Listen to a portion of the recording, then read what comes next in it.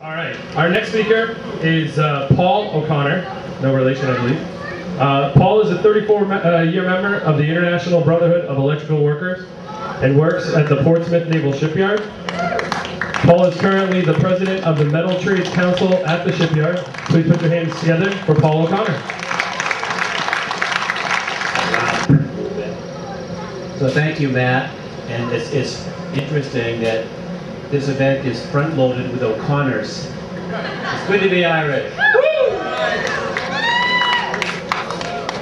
I'm the president of the Metal Trades Council at the Portsmouth Naval Shipyard. We represent about 2,500 skilled craftsmen and women at the shipyard.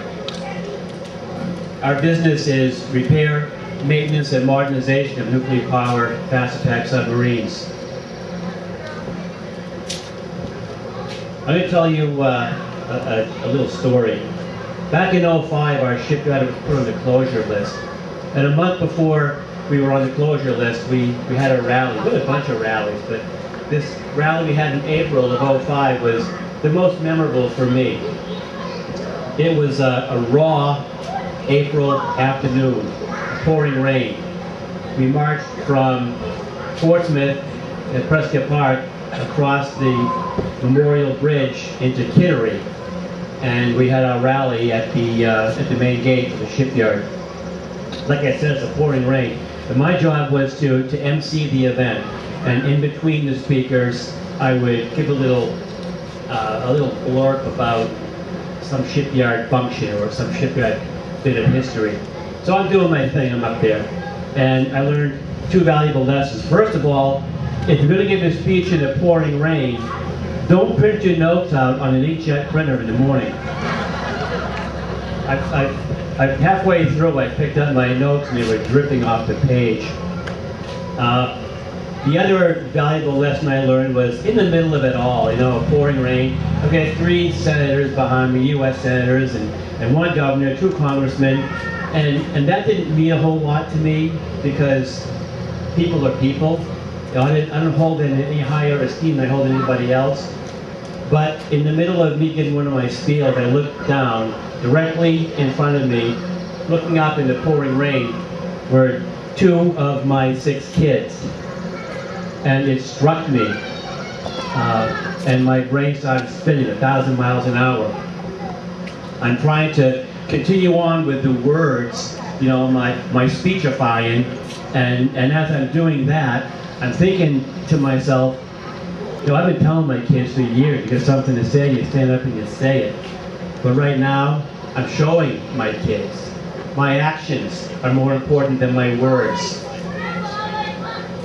And that's what it's all about. Brothers and sisters, we are union men and women.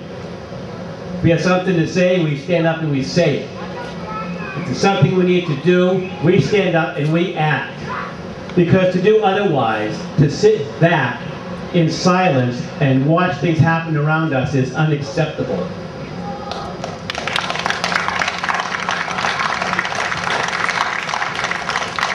So, back in 2005, our shipyard was the premier shipyard in the nation in our business. #1 in cost, quality, schedule, and safety. We were referred to by Admiral Belial, who then was the head of naval maintenance, a multi-billion-dollar industry, as the brains of the outfit. We were the thinkers, we were the innovators. And I'll tell you today, 7 years later, our shipyard is still #1 in the nation in our business. #1 in cost, quality, schedule, and safety. So what's that I hear? How do we do it? I'm going to tell you. It's all about engaging the workforce and empowering the workforce. Who knows better than the men and women at the job site, at the work site, how to make things better at the job site? Who knows more about process improvement than the men and the women who do the work? No one knows better. That has made all the difference at our shipyard. And quite frankly, it's making a difference in all of naval maintenance. A few weeks back, we had labor and management representatives from Puget Sound, Pearl Harbor, and Norfolk Naval Shipyards come to our shipyard to see how we do business. I'm telling you, they are blown away. They all left our shipyard with the understanding that they were going to work on adopting our philosophy. And our shipyard alone, and you know, we haven't stopped innovating. We're still the thinkers, we're still the innovators, and we still are improving the way we do our business. This year alone, just in process improvements from our workforce, we're projecting to save an additional $5 million from our budget. This year alone. Telling you, it's all about empowering and engaging the workforce. Now, I said that the Admiral referred to us as the thinkers and the innovators. That's our workforce. Who is our workforce? It's us. It's us. We're the men and women doing the work. We're the tradespeople. We know best how to make improvements at our job site. So I have a vision. And my vision is, in part, for me to push our philosophy beyond the 4 public shipyards throughout the entire federal sector. We need 4 more years of Obama if we did even come close to doing that. And beyond that, I want to push our philosophy into the private sector. When we do that, when we can make that change, it will be transformational. My other vision, actually an extension of that vision, is for labor to be seen as invaluable in our nation's economy and in our national businesses. We need businesses to understand the value of the collective voice in the workforce and how that translates to them saving money. Come on. Now, I remember, well, let me say this first. Before we can even attempt to inspire our workforce, our national workforce, we need to stop something. We need to stop buying into the acidic rhetoric that pits working men and women against working men and women, that pits Americans against Americans. We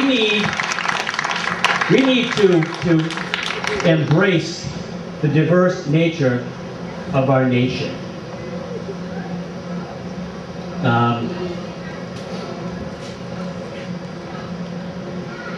Our strength as individuals lies within our heads and our hearts. But our might as a nation can shudder the ground that we walk on when we embrace the strength of our individuals and when we collectively pool the passion of those individuals and stand shoulder to shoulder, one voice with one purpose. That will be dynamic.